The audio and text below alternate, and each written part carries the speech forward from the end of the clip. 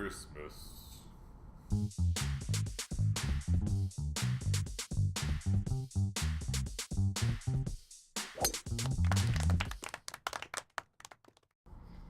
Okay, enough of this.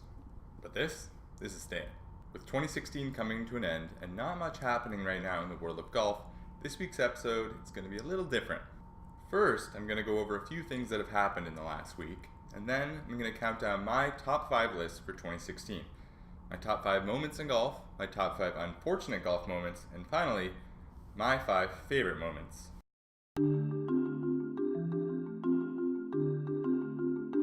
Okay, everything I've got for you this week is Tiger related, so here we go. Tiger announced that he has officially signed with Bridgestone on a multi-year deal that will see Tiger continue his use of their Bridgestone B33S golf ball. Tiger also announced plans to add to his design portfolio this week, restoring 2 historic municipal courses in South Chicago, Jackson Park and South Shore. Both courses are over a century old and will remain staples in their neighborhoods thanks to the redesigns.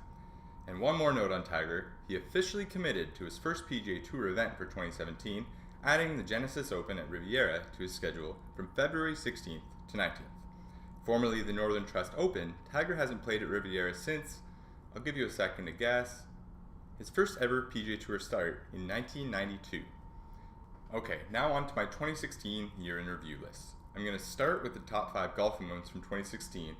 First, I'll unveil numbers 5 through 2, and then all the number 1s will be revealed at the end of the episode.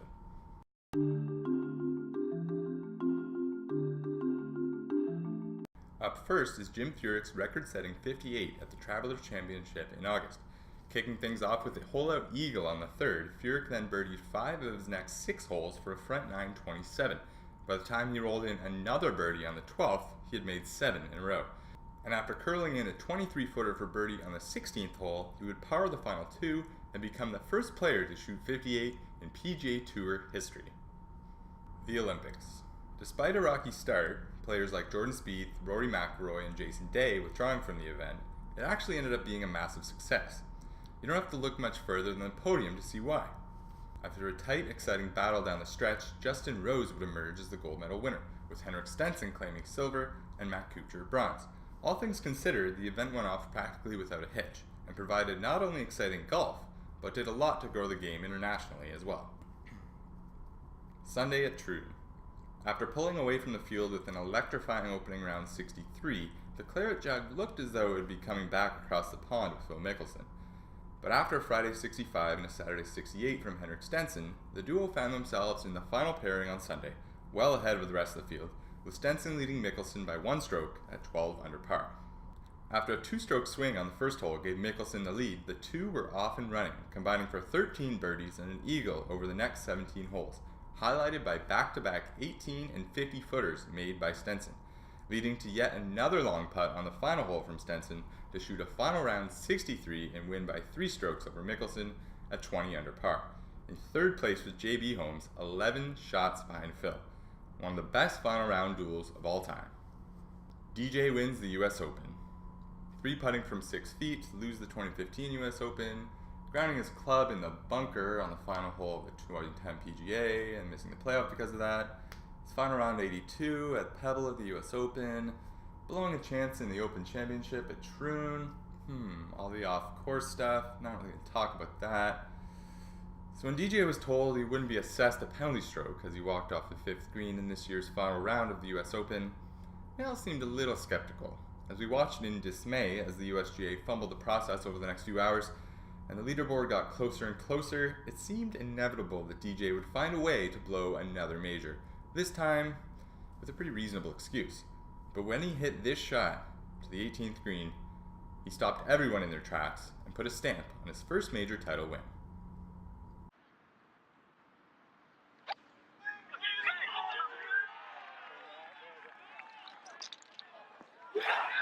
What a gem, Dustin Johnson!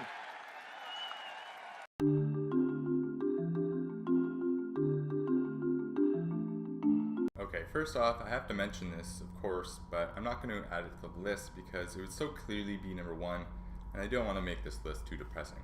So, without a doubt, the most unfortunate story of 2016 was the passing of the King, Arnold Palmer.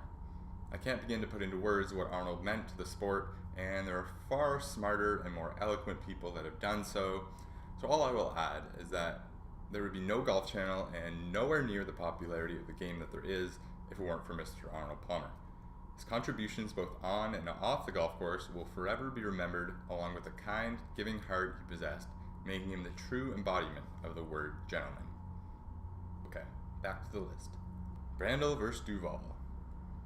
This was just unnecessary and immature, albeit slightly humorous.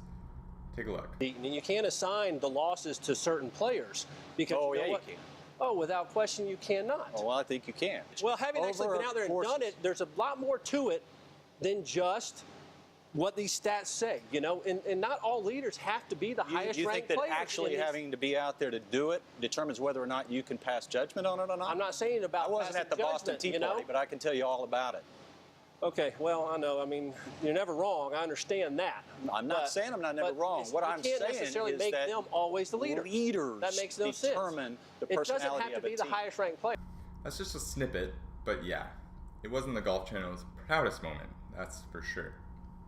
Nike drops out. This one came as quite a surprise to me. In early August, Nike announced it would be ceasing operations in their golf equipment business. The decision came after years of declining sales, but with guys like Tiger and Rory still repping their Nike gear, it was a shock. And although there are lots of other great companies for them to go to, it's always sad seeing a major company having to shut down in the golf industry. Tiger withdraws from the Safeway Open. Now, I'm as big of a Tiger supporter as anyone, but this wasn't a very good move. I understand the reasoning behind it. Mainly, he just didn't feel as though his game was ready, especially after taking time off to be assistant captain for the US side at the Ryder Cup. But doing it so last minute, after so many fans had bought tickets and the whole golf world had gotten so hyped up for it, just didn't sit well with a lot of people and was not the type of Tiger story we wanted to be focusing on. Phil for 62. This one brought back flashbacks to Tiger getting robbed of 62 at the 07 PGA at Southern Hills. All that stood between Phil Mickelson and being the first golfer to ever shoot 62 in a major was this putt.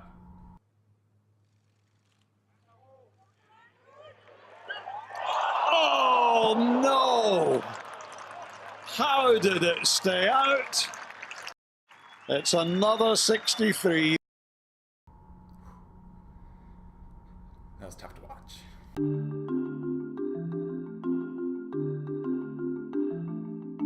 Koepka backpack. Now the odds on this one happening are just astronomical. During the early stages of the Saturday afternoon match between Rory McIlroy and Thomas Pieters versus Brooks Koepka and Dustin Johnson, the match arrived on the drivable par 4 fifth hole, when this happened. He's leaning, trying to keep it go, make it go right a little. And you can see off to the left, might have hit somebody inside the ropes. Or is that in the bag, literally? Not only did Koepka's drive end up in a spectator's bag, it was his opponent Thomas Pieters' dad's bag. Unbelievable. Gators. There's just something about seeing a gator on a golf course. Now, there were several notable sightings in 2016, but these two stand out in my mind. The first is former NHLer Jeremy Roenick, inexplicably going after this beast. In the frame, dude, do your thing. No, come with me. I'm not getting closer, dude. No, come with me. No, because you'll throw me in the ground. No, He'll I'm eat not me. going to. I'm not going to do it. I want you to come with me. Keep me in the frame. You're in the frame. Are you sure? Yes. Are you sure? Yes. Are you sure? Yes.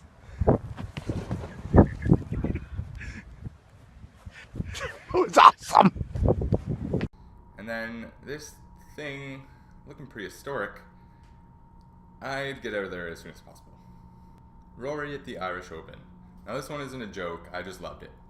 Playing in the tournament closest to his heart, the Irish Open, Rory started the final round with a 3-stroke lead, but reached the par 5 16th, 1 stroke behind Russell Knox. His second shot, to the par 5 from 271, was to 25 feet, and he made the putt. The next hole, par 3 17th, he hit it to 6 feet, and made the birdie. And then the final exclamation mark, this approach shot, to the par 5 18th.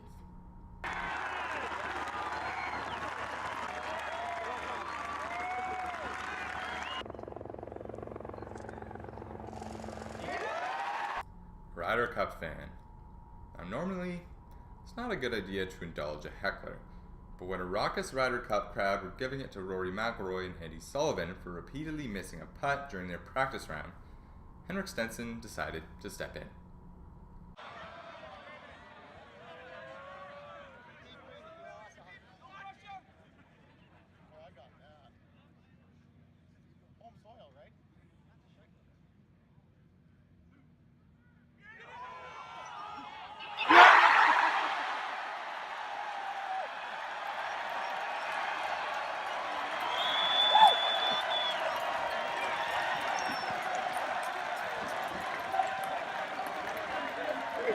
And now,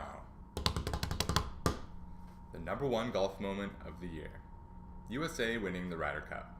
Whether it was winning it for Arnie, the crazy crowds, Bubba and Tiger as assistants, Rory and Patrick Reed going at it on Sunday, or the countless great shots hit, this was certainly one for the books. Arnold Palmer! Arnold Palmer!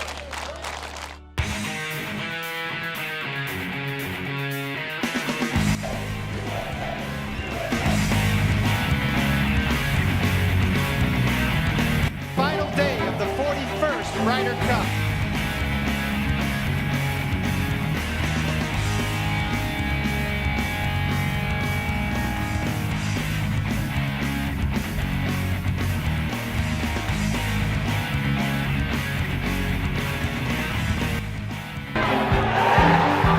This is the greatest match I think I've ever seen. It's gone from a great show to surreal.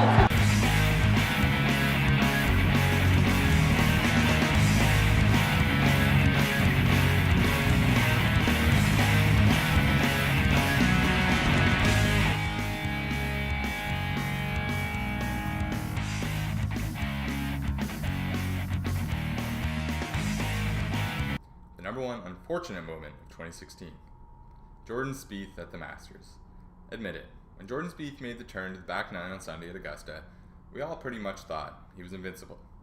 Coming off the year he had had in 2015, the start to 2016, and up 5 strokes with 9 to play, it was almost change the channel time.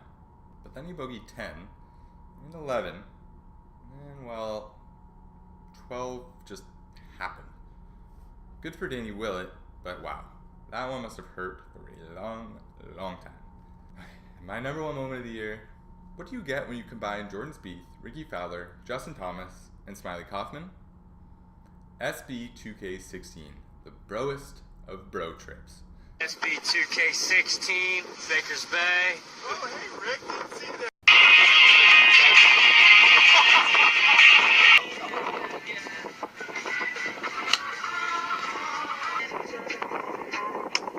Oh, stripe at your weir cotton. Sweet fishing camera, this is Ricky. I have a belly, bud. That's left, Cotton. That's left. Jordan, don't spray it.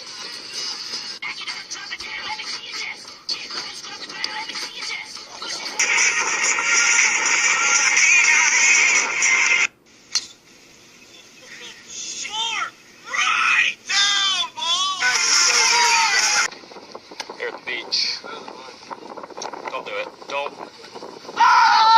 Buckets! You do have to make a bunker shot. Get it, ball! Ready? SB2K16, you're welcome! Ball done! He's more hammered when he's dry. Oh! Good contact. Really nice contact. We're gonna send him a curve arm here. Yeah, he doesn't have a whole lot here. Okay, thank you so much for watching. This will be the final episode of Teeing Off for 2016, but check out my channel for my other videos, and I'll be back in the new year. Thanks to all those that have watched. Please click like if you liked the video, and subscribe if you'd like to see the next one. I'm Arjun McCullough, and Merry Christmas and Happy New Year to everyone out there. I'll see you in 2017.